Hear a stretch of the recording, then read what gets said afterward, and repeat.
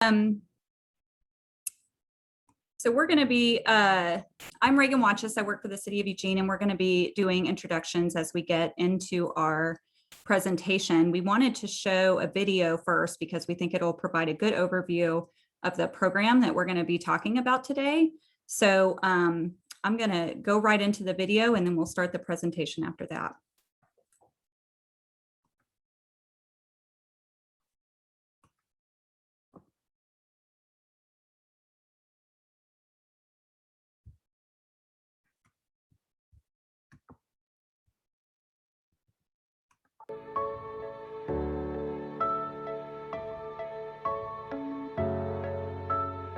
I've been working at community-supported shelters for about 1.5 years now.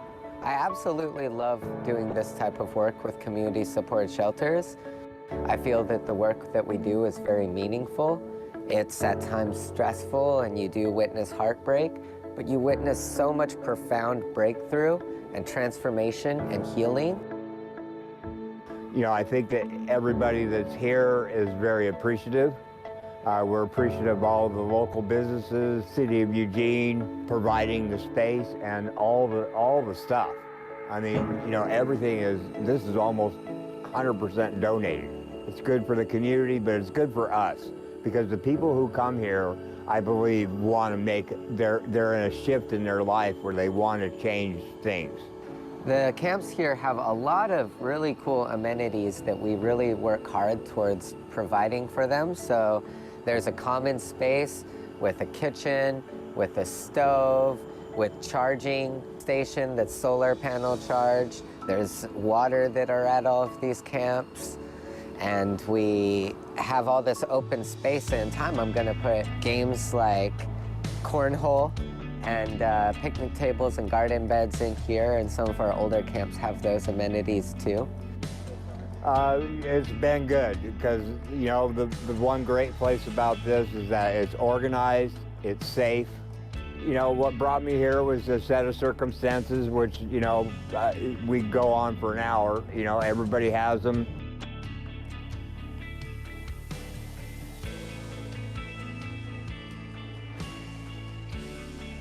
What it means to me is this is a chance or a foundation to be able to reinvent myself.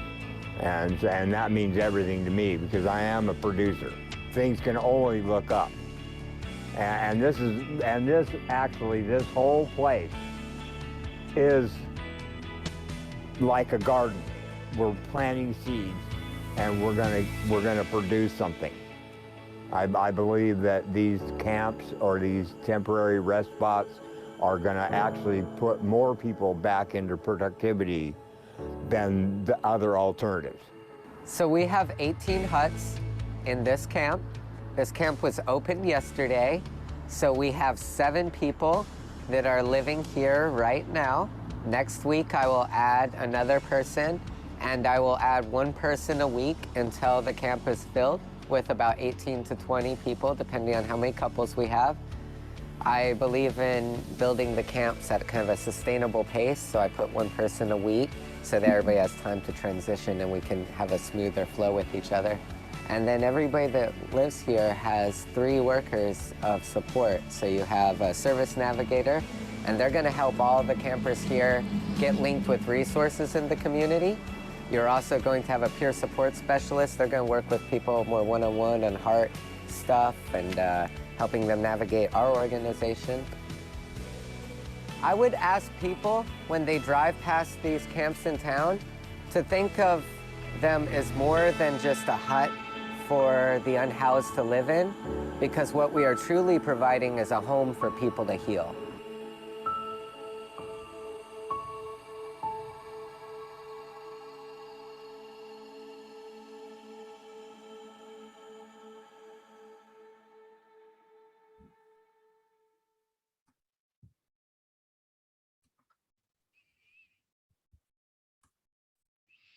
Okay, hope that worked. Okay. Hi, I'm Erik Buhr. I'm the Chief Operating Officer at Community Supported Shelters. And I just gotta say, it's a little funny to be talking to people that I can't see So I know that I'm gonna have to like visualize, there's a bunch of faces out there that I'm talking to. So it's a little awkward, but here we go. This, um,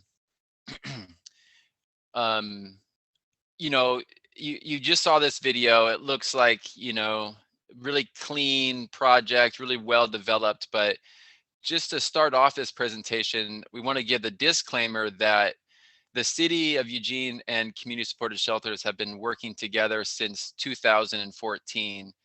And the relationship has grown over those years. And a major element of that has been trust building between the city of Eugene and our small growing nonprofit. When we first put in a proposal to run a safe spot, the city was very, very reluctant. The city council basically told us that we're going to provide you the land to do this, but we're not going to pay a dime for you to run it. And there was a lot of questioning in the community about whether or not something like this could be done. But we picked a way, we built a donor base, and we were able to establish the program as a trustworthy program. At first, they had put a sunset date on our program, and after city council going over that sunset date, I think for 3 years, eventually one of them said, I'm getting tired of having to do this logistic work every year. Can we just make this a permanent program? And that was a huge milestone for us, because then it said, hey, we've built some real trust with the city leaders, and that they believe that it can work. And this recent expansion is a result of all of that legwork that went, and all that relationship building that went into building our program, establishing it, and proving that it is workable. So I just wanted to say that it took years of trying something, and that's where we really see and appreciate what the city of Eugene has done for our program, is they were willing to take a risk. So I'm going to pass the mic off to Regan so she can give her part of this, and then I'll catch up with more later. Okay, great. Can you see my PowerPoint? Is it pulled up? Okay, just want to make sure.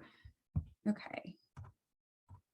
So there's been a lot of work that we've been doing on this recent expansion that pretty much started in September, but we're going to try to get through our presentation fairly quickly so we can leave plenty of room for Q&A. So how did we get here? As Erik mentioned, we've had experience with the Rest Stop program since 2014. And you can see some of the early iterations of that here, originally with tents on platforms that have been upgraded over time with amenities and huts and things due to the work of CSS and donors and all those sorts of things. So we had a lot of experience and a lot of success. I mean, things have gone really well over the last six or so years with these, about 4 of these operating in Eugene. And then, last year with the global pandemic, we set up some small emergency temporary shelter sites in our community center parking lots for about 3 months is an emergency provision for people experiencing homelessness to be able to stay in place with some supports. They weren't really a program like community supported shelters provides. It was sort of an emergency provision, and they were set up for about 3 months. And then we transitioned those into a couple of microsites. We wanted to make sure that the folks staying at those locations didn't exit back to the street. So we created a couple of microsites in July to transition those to, but really the ongoing need for non-congregate shelter, like a lot of cities, the congregate shelter capacity had dramatically been reduced due to COVID physical distancing protocols. So we really had a big need for a non-congregate shelter, and the rest stops were well set up for that type of public health environment. So, so the need and then the funding opportunity offered by the CARES Act and funds that we had available and needed to expend. And this was a big need, and we were able to fund a lot of the infrastructure pieces and get this launched, this larger expansion effort. And then will and support. We had been trying to identify new rest stop sites for a few years and had trouble doing that. But I think, the need and then really, increasing visibility of camping during COVID as stay in place guidelines were implemented really created the conditions for council in our community to really support this program as an alternative to camping where, sanitation and a program and structure weren't available. So, so all of those things combined, and then, that will and support extended as well. The Lane County was a critical partner in this. They've been funding the supportive services for this rest stop expansion effort. So ultimately in September of 2020, our city council approved 5 new rest stop sites, which was incredibly significant considering we only had 4 for the last several years. And then, so what's in the code? The code is for the ordinance for the rest stop program, again, originally passed in 2013, I believe. And what it allows for is up to 15 vehicles, which the definition of vehicles has been expanded over time to include things like Conestoga huts and tents. It allows 15 huts or tents or cars at a particular site, or I guess the rest stop is particularly for Conestoga huts and tents, but at designated sites. After 6 months, you can increase the number of people to 20, and the sites have to be approved by the city council. The city has to enter into an agreement with an entity that will operate and manage it and, oversee the provision of the restrooms and the garbage. And then there's administrative rules associated with this ordinance that have more rules in them about prohibited items or prohibited things like violent behavior, weapons, illegal activity. That gets a little bit more into some details on that.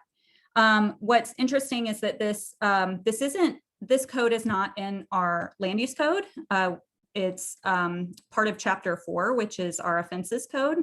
It follows just behind City Code 4.815, which is around prohibited camping, and basically offers different conditions or exceptions to that prohibited camping ordinance. And so that has allowed us with some flexibility to not, have to go through a land use process as we cite these. And it's really predicated on the fact that the sites and the structures on them are all temporary. They're designed to be temporary, to be able to be moved off the site quickly and return the site to its original condition. And then there's also there's been increasing flexibility in the code as City Council has approved language changes to allow more flexibility in citing.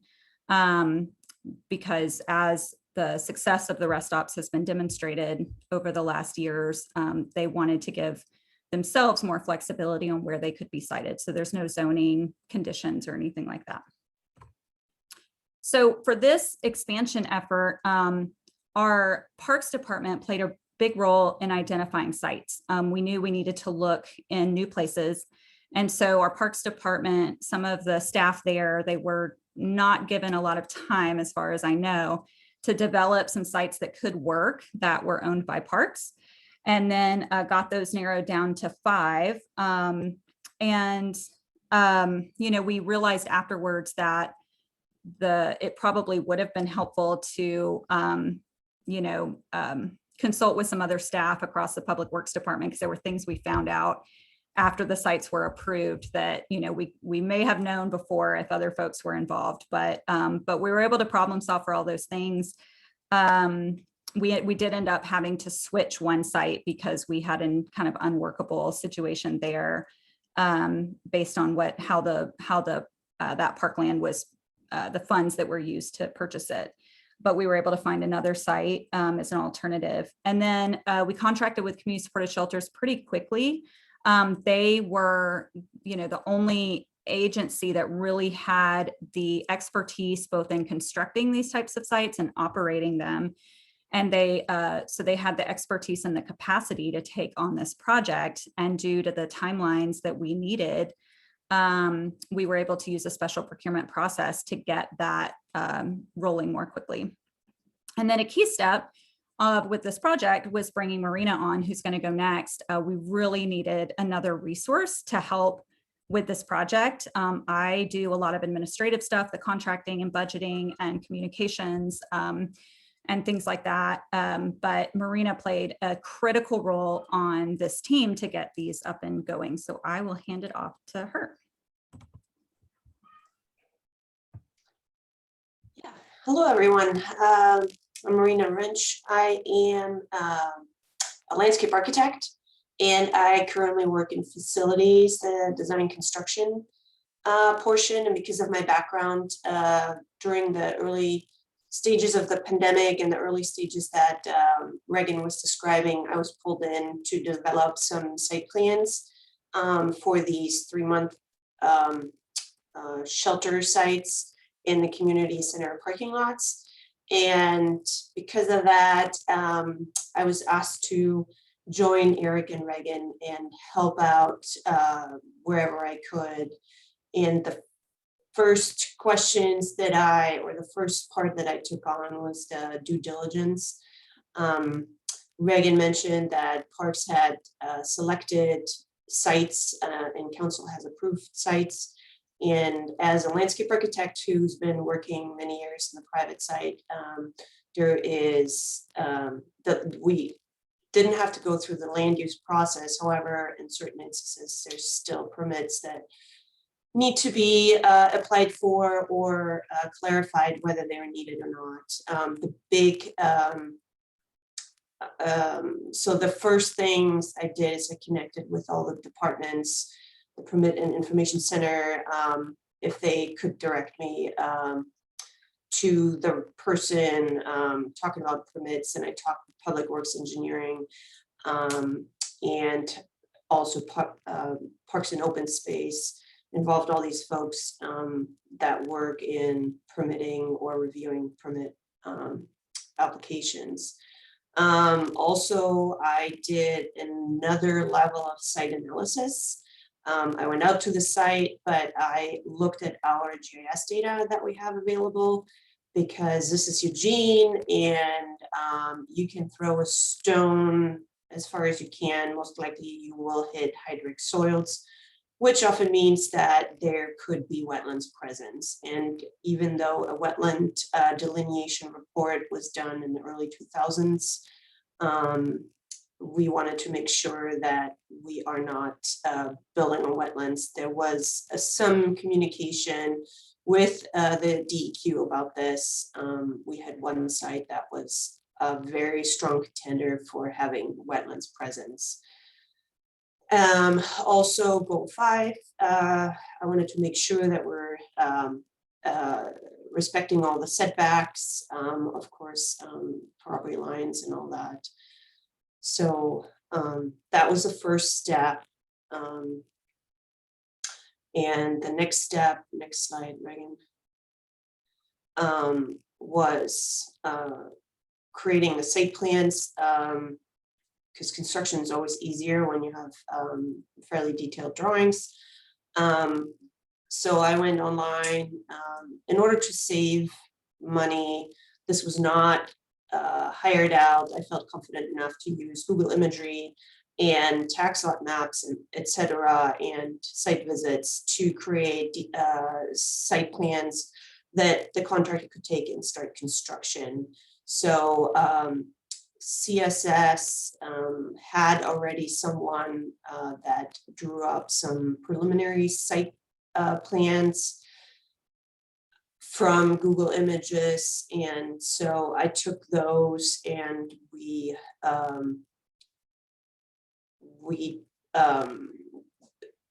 talked about some other layout. There was some, in this case, this is Empire Pond. It's in North Eugene off of Highway 99. There was some hydric soils that we needed to stay away. The pond is a goal 5, so there were some setbacks. There's also a ditch that is running along the Empire Park Drive to the west of the site, so we had to avoid that. And there's access you need in order to have to service porta potties, wash stations. You need service vehicles that can access it. There's also deliveries to the camp, not to mention delivering all the construction material for this camp. So access was the first thing that we laid out, and the road. And that was one of the challenges. But so this is how I have access to AutoCAD, so it's fairly easy to draw these plans up and give enough dimensions and information to the contractor. And then we turned those over to CSS, who then hired the contractor. Next slide. So a surveyor was not hired. These are temporary shelters. There's a lot of wiggle room. There were some design guidelines that we followed, separating the huts themselves and the orientation to maximize sun exposure. And so CSS, with some of my assistants, laid out these sites according to my site plans that I had drawn up. And even though we just used 100-foot tape, stakes, spray paint, and strings, they actually came out pretty good. And then the fencing work, the gravel work was the first, the gravel drives were the first that were constructed. CSS hired that out, contracted that out. And then the fence was next. And then, yeah, the path were laid out, the structures were built, and then I think the last step was huts. And that was done by CSS volunteers. And so next slide.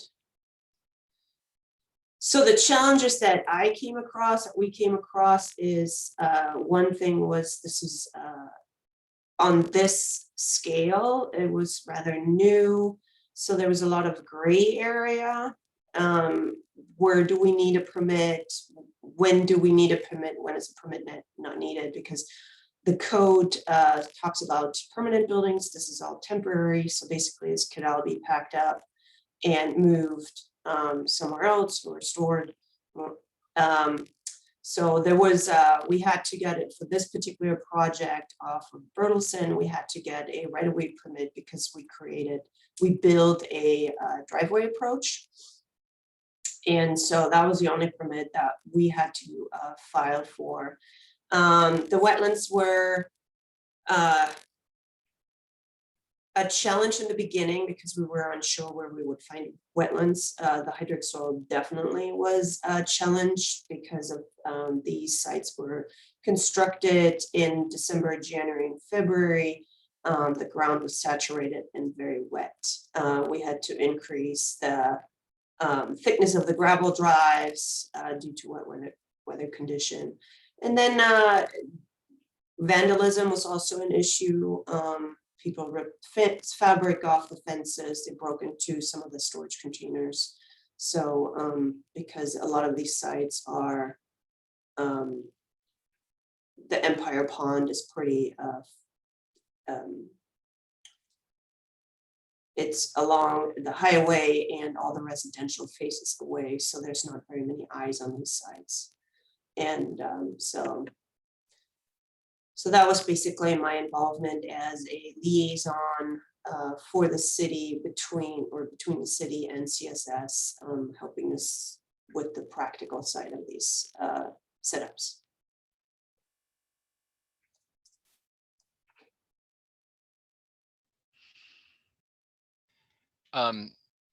So to piggyback off of, I think what Marina and something that Regan brought up, but we didn't really go into, and it's just that kind of an afterthought, is we've had to do some trust building with the city of Eugene to sort of prove the model. But there's another element that now, after the trust building has happened with the city and our organization, is that we are still having to build trust with the broader community as well. and that's kind of linked to some of the vandalism. And the city does an outreach component when we're placing a site. And I don't know, Reagan, if you want to talk about that at all, if it comes up in the questions maybe, but there is that component that I wanted to spell out, since what I'm going to be talking about is a little bit less technical, but it is something that we just need to keep in mind when we're building sites like this. So in the past, why these sites were kind of so the city of Eugene has tried this before, but what they didn't have is like an engagement component to the sites themselves. And CSS has a service team that serves different functions to help the residents themselves adapt to the camp environment and the camp program, which is a year-long program. So one of the questions that we get asked often is how do we have people in the camp? You know, how does somebody get a spot in a camp? And or the big one is do you screen people that you bring into camp? And so this is kind of our screening process that we use. So step one is, somebody has to apply in person. People are not just walking into these camps and moving into a hut. There's an organized process. Step two, after somebody applies, there's a small waiting period where people have to check in once per week. And it's not a linear list. So we have a database with an algorithm that, we're working on finding the people who are most motivated to get into a site like this, which shows that they really want to get off the street. And so, it might not seem like part of a screening process, but it definitely has shown for us that it's one of the best screening processes that you can provide, is trying to seek those who are really trying to get off the street. Step three, they move up the list, and then we actually do another screening process at that point, where we do some research on HMIS, which is it's a housing and urban development homeless person software called homeless management information system. And there's incidents on that software, or if the person has been kicked out of other services, that information is on there. So we kind of get a picture of who is coming into our program before they come into our program, and what has their engagement been with local services. And then we do some background criminal history. And then also sometimes we have returning clients. And so sometimes people will come back into our program, and then we'll have to research in our own program, well, what was the client's actions that they took, or what were the incidents that we had last time with a specific client. And then step four, then we do the intake process, where they meet with one of our service navigators, they read the full rule handbook for the site, and then they go to a camp meeting where they get to then meet the other campers. And then after that's all been done, then they move in. And then, so now we have a client in a program, and this is then going into more of that engagement piece that's so critical to making sites like this work. The formula that does not work is like building a site, even though it has its challenges, in the long term, it's definitely the easier part of it. The harder part is really dealing with the social service side of things, and dealing with behavioral issues and things of that nature. But the formula that doesn't work is just building something for people and just saying, here, go ahead and be here. That's we've seen it time and time again from other jurisdictions, other places, other groups, where it just invites trouble for the neighborhood, and it doesn't really do anything in really helping people reintegrate into society in a healthy, pro-social way. So how does CSS support the people that are living in our program? So first, we have a full service team of peer support workers, camp facilitators, and service navigators, which you heard a little bit about in the video that Regan showed. Next. We support people with overcoming logistic barriers. And I kind of think of this as like helping people get jump started. You know, when people see that there's an organization really willing to support them in meeting goals and overcoming barriers, it starts to, then we start to build trust with our clients. And this is just a real simple way that we can do that. Helping people with get their identifications back in order, paying any like past electric bills or just fees that they helping them pay the fees that they've incurred, maybe even possibly while they were homeless. Just helping people get that fresh start that they need to overcome challenges. Next slide. This is a big one.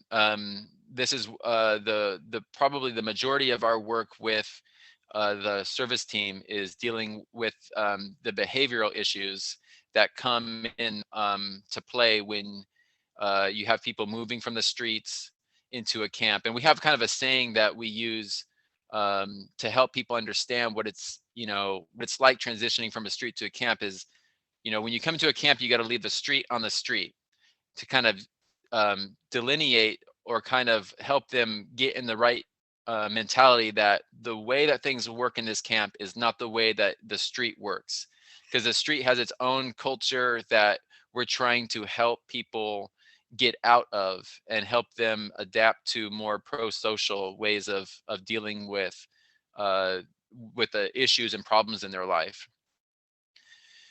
And then, you know, with the behavioral issues, there's still just the challenges that people have who are living on the streets with trauma, and the trauma is very real, you know, and that can be sometimes challenging for them to adapt to a social environment. So a lot of our work is around that, doing facilitated conversations between clients in conflict, that kind of thing.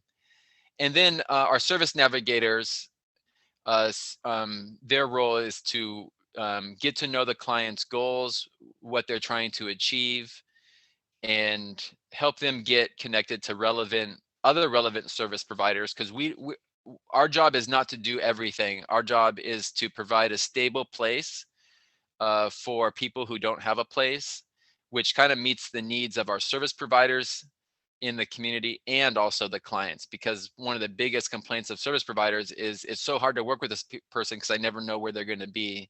They don't have that consistency that a stable place offers.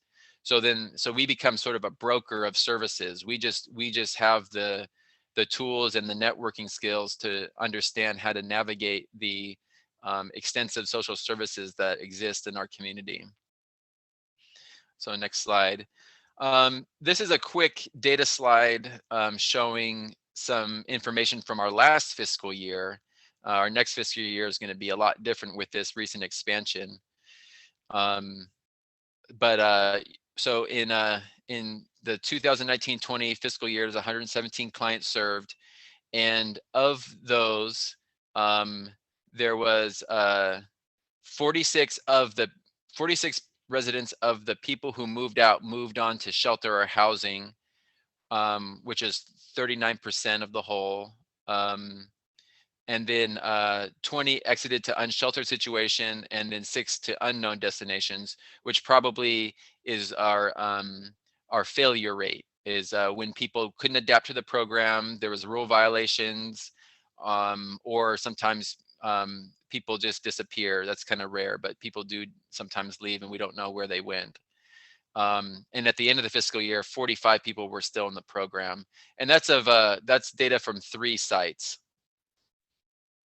Next slide. And all right, we're ready for Q&A. But there's nobody typed questions, so either we were like really on point and we answered everybody's questions, or we just don't have a very curious group. I'm not sure.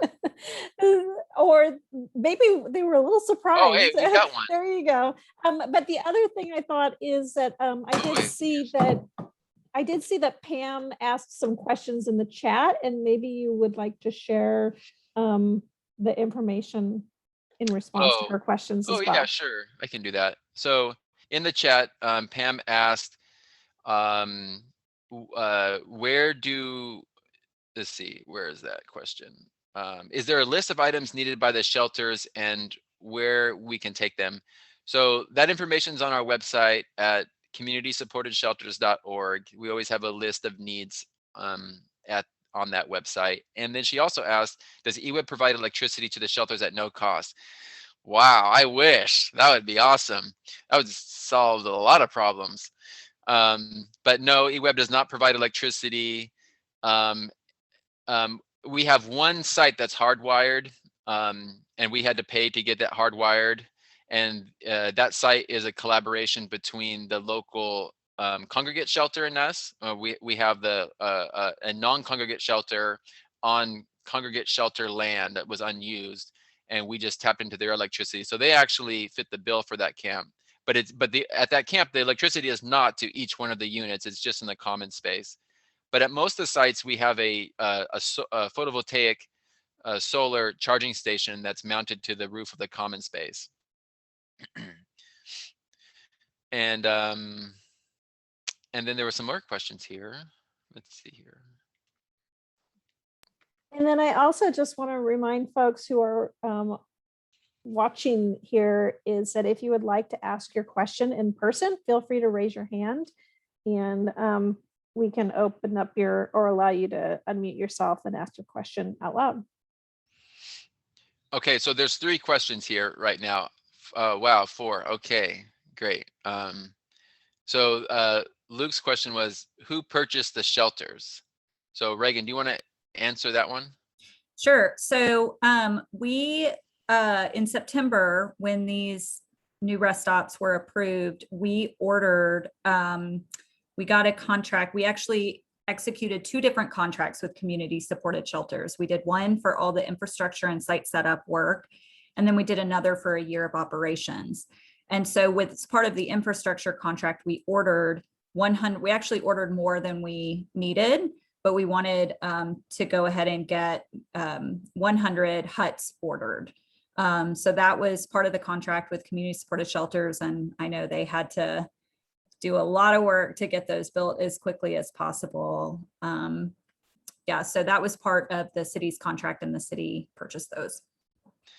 Yeah, and we actually contracted with a general contractor, Essex Construction, to build 70 of the components. The huts are built in components. We have a construction manual available on our website, and so they're modular shelters. They can be put together and then taken apart and refurbished because sometimes they get kind of worn out, and this just provides the opportunity to keep reusing the structures.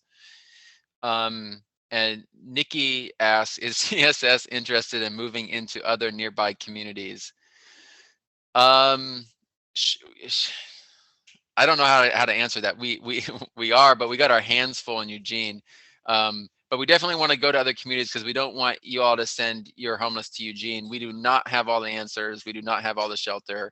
We are drowning in trying to figure this out. And the big step for us right now is whether or not CSS can mature as an organization and create a model that's truly scalable. But that is what we were working on, and we're confident that we can do that. But we're in the middle of a big growth spurt, so we're interested, but definitely not this year, probably not next year. But we would like to figure out how to share information so other communities can get stuff like this going in their communities.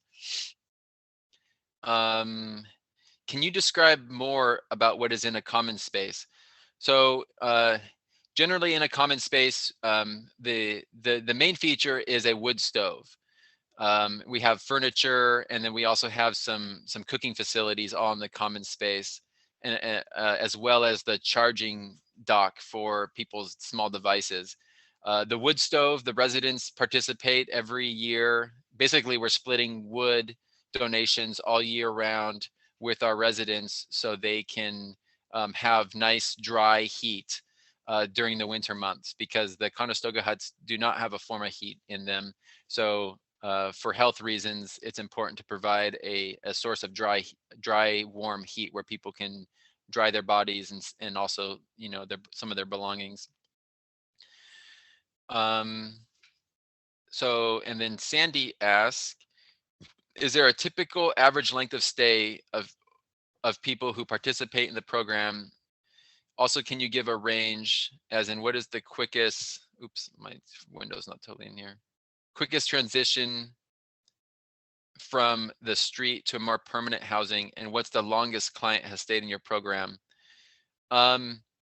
So our program is a year-long program, so that's by design. People, if they've been on the street a long time, sometimes live in sort of like their own time warp, time zone, where it's like time looks a lot different to people who are getting up early in the morning, and they are used to following the clock. And so that year kind of helps people prepare for reintegrating with society by giving them like an amount of time to budget with. We talk about that a lot, is like we do a lot of things by design that help facilitate people learning about budgeting. I mean, it depends, and it also depends on each situation how long people are in camps. We've had people turn around in 2 weeks just because they needed a really quick spot to stay while they had a lapse in housing. And then we've had people who are basically lifetimers, you know, cycle in and out of our program over time, and we just keep working with them, helping them to socialize to different perspectives. At one point in our program, we had on the ground site staff who were also residents, they weren't paid staff, they were volunteer staff, and they didn't have a time limit. So we've had people in our program for, you know, 3 to 5 years who actually became sort of like really skilled at that on the ground street work that is so critical to a program like ours. And just kind of as a kind of a fun perk side note, we had a team of these residents like really form a bond over a course of a couple years running one of our camps, but they started to get burned out. But during the process, they had all formed they all got a source of income, and CSS has been experimenting with what we call a second tier housing, where we purchase housing, and then residents that we formed a lot of trust with move in. And so we actually were able to purchase a house and then provide a low cost affordable housing to those residents, and that's going really great. That's a really great I mean, like just really knowing your tenants as a landlord and knowing them in and out of strengths and weaknesses, and having a lot of respect, mutual respect for one another. They want to take really good care of the house. So that's just a little side project that we kind of are looking into. Looks like I added Todd Watkins. Is there a maximum stay that for clients?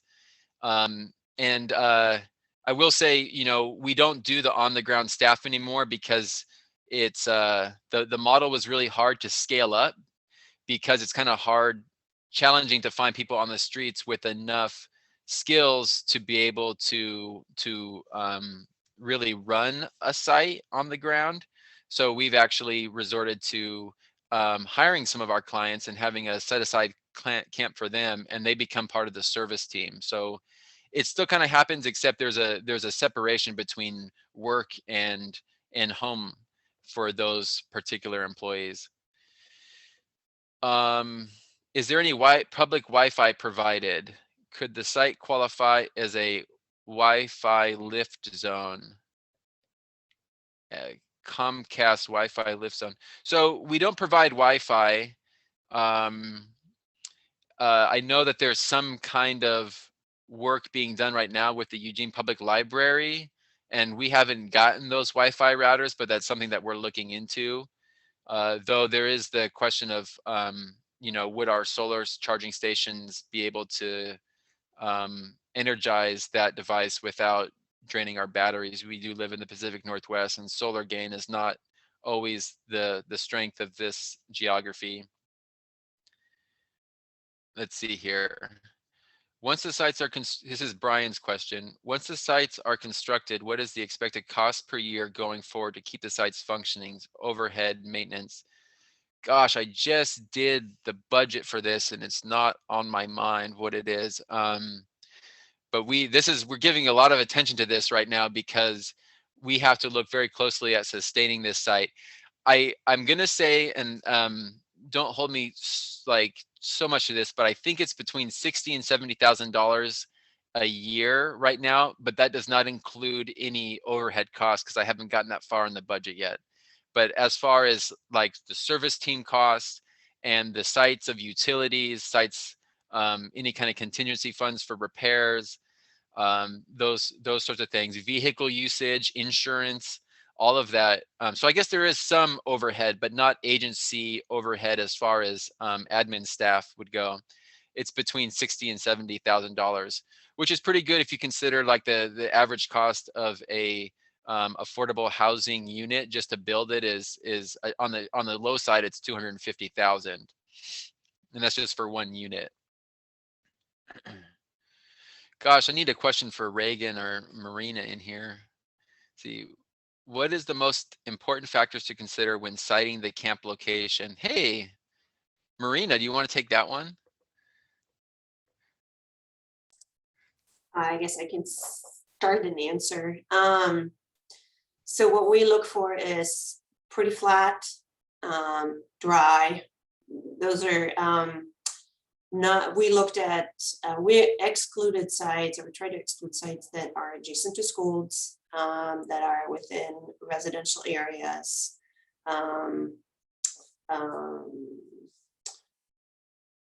We also looked at proximity because these are Conestoga heads, so it's not car camping. So we looked at proximity to amenities like bike path, bus stations, groceries, where can they get food. So preferably nothing in in industrial zones. Folks that move into these sites have experienced trauma, and loud noise and all that just intensifies this trauma. And these sites are safe spots, so to and social services and all that to be able to maybe start dealing with this trauma of having lived or having been unhoused. So those are a few things that we were looking at, or that we are looking at when we're looking at these sites. These Conestoga huts or sites are for 18 huts. We have about 15 to 20,000 square feet. Obviously, these access drives, which present a challenge on almost all the sites, take up a lot of space, unfortunately, but they you'll have to bring in service vehicles to service the porta potties, etc. We didn't want to cram the huts too close, so that there's privacy, and maybe even have some area where we've mentioned, or we've talked with CSS about like raised garden beds, and in the movie, in the video, you heard Plato say cornhole, and so just kind of bring some normalcy into the camp. So 15 to 20,000 square feet is what these camps run about size-wise. So obviously, a site has to be able to accommodate that, and yeah, and then there's legal things, the setbacks and all that stuff that I mentioned earlier. So those are all the first few factors that we look at to identify a site.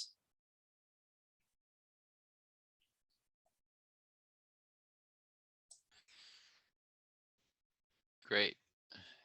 Yeah, and I think since we have gone through this process, we've learned a lot more about siting sites.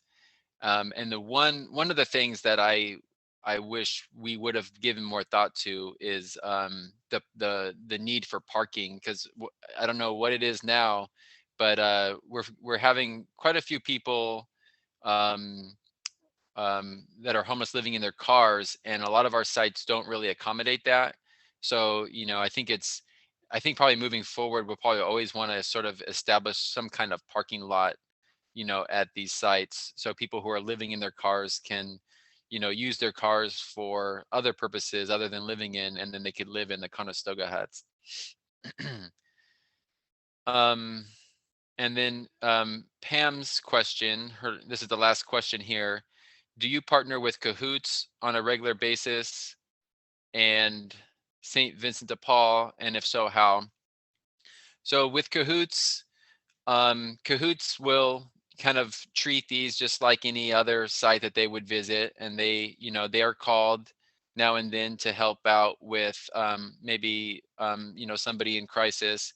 We partner with them because we do have a few huts at a couple different camps that are specifically for their clients. But they're like short-term stay clients. They have a really small, narrow definition of the kind of client that they'll put in those huts. So we do share that task together. And then St. Vincent de Paul, I think the main way that we partner with St. Vincent de Paul is we also build huts in the overnight car camping program, which they administer. And so at those sites, we don't work with the clients, but we do continue to repair huts when needed.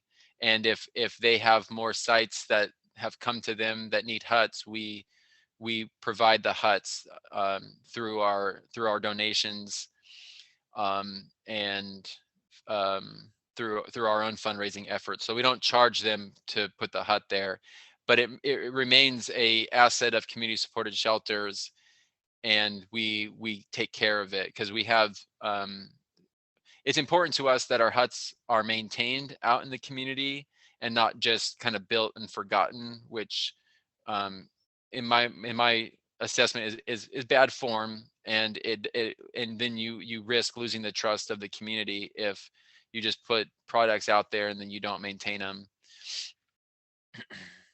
All right, and so that's the last question, and it's 12:55, so that was pretty good timing. That's excellent timing. I want to thank you, Erik, and you did a great job moderating all the questions and getting to a lot of answers there. And Marina and Regan, thank you so much for your time joining us here today. I think this was a really great and timely presentation. I know a lot of communities are really struggling and trying to figure out ways that we can really respond to the situation that a lot of people are finding themselves in. So thank you so much for the presentation. And I would invite attendees that if you have questions, I would be happy to pass on your information to our speakers. I think you probably had us, I think one of your last slides did have your emails on it. This recording, I did record this presentation, and it will be also posted to our APWA YouTube channel. And so thank you again for everybody joining us, and I will release you all to join your day or restart your day. So thank you. Thank you. Yes, thank you.